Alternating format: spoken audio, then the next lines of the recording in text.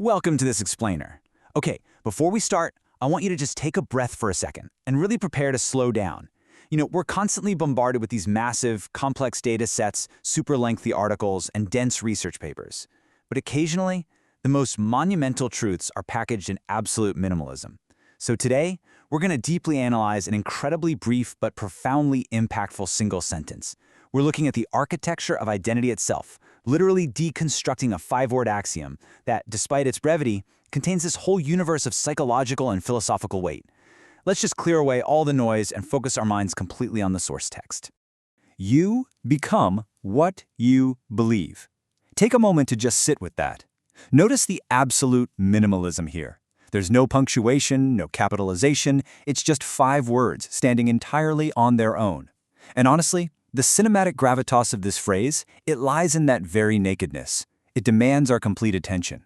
It doesn't offer caveats, it doesn't give us a list of exceptions, it simply states a universal law of human nature in 5 deliberate beats. You become what you believe. All right, let's dive right into this. Part 1, the core axiom, a philosophical baseline. We're going to break down this single sentence into its fundamental grammatical and philosophical components. When you approach a text this brief, you have to realize every single syllable carries massive structural weight.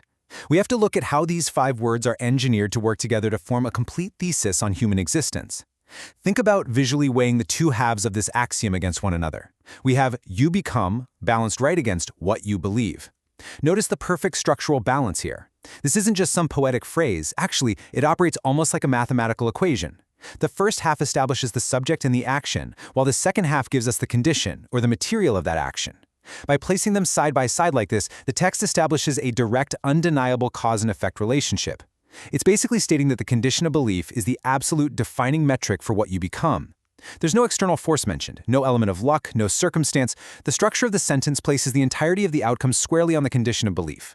Which brings us seamlessly to Part 2, the act of becoming, subject and action.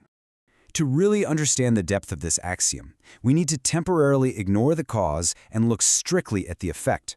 Let's focus purely on the first half of the text to explore this concept of ongoing personal transformation, and this brilliantly illustrates our point. Just 2 isolated words.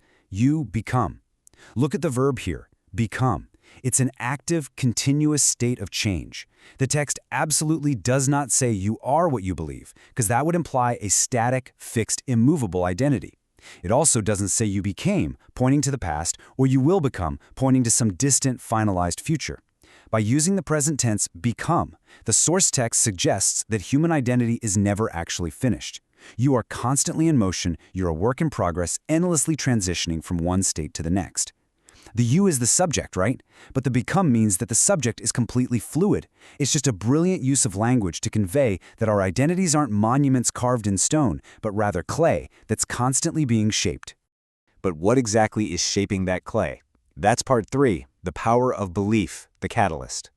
Okay, so we've established that you're in a constant state of transformation. Now we've got to shift our focus to the second half of the phrase to establish the root cause, the fundamental driver of all that transformation we just talked about. Now, what's really interesting here is how we isolate the internal mechanism of change, what you believe. Belief functions here as the internal catalyst directing our continuous state of change. In the context of this sentence, belief isn't framed as just a passing thought, a temporary opinion, or some simple preference. No, it's framed as the foundational blueprint for reality. Think about the sheer power the text is assigning to human cognition. It's suggesting that our internal convictions literally manufacture our external reality and our very persona. The what acts as the specific ingredient. If the belief is limitation, the becoming is limited. If the belief is expansion, well, the becoming is expanded. The text posits that belief is not just a lens through which we view the world. It's the physical engine that builds our place within it. So how do these 2 halves interact over time? Let's move to Part 4, the identity feedback loop, synthesis. We're introducing the concept here that belief and becoming are not isolated one-time events. Instead, they form a continuous, closed-loop system of identity. They literally feed off of one another endlessly. Let's see how this builds sequentially. Step 1, you believe. Step 2, you become. This maps out the logical progression dictated strictly by the text's inherent logic. The belief has to precede the becoming. You simply can't become something without first holding the belief that shapes it. just like a building can't be constructed without the architectural blueprint existing first. However, because the verb become is continuous, this step-by-step process isn't a straight line that just ends. Every time you become a new iteration of yourself, that new self adopts new beliefs, which in turn dictate the very next phase of becoming. It's a cascading sequence of transformation. So we have the internal catalyst, our belief, balancing against the external reality, our becoming. The end of the sentence inevitably feeds back into the beginning. This creates a really fascinating circular narrative. Our internal beliefs constantly reinforce who we are evolving into externally, and as our external reality shifts, as we become something new, that new reality validates and reshapes our internal catalyst. This means that identity is not something that just happens to you. According to this 5-word axiom, identity is an active, self-perpetuating cycle that you are generating from the inside out every single second of every single day. So the absolutely crucial question we're left with is this: what do you believe? If the text we've analyzed today holds true, if the absolute law of human architecture is that you become what you believe, then the most urgent question of your life is identifying the hidden blueprints you are currently operating from. We've seen how the grammar demands a continuous action and how the syntax places the ultimate responsibility on your own internal catalyst. Therefore, the beliefs you are holding quietly in your mind right now are actively, literally constructing the reality of your future self.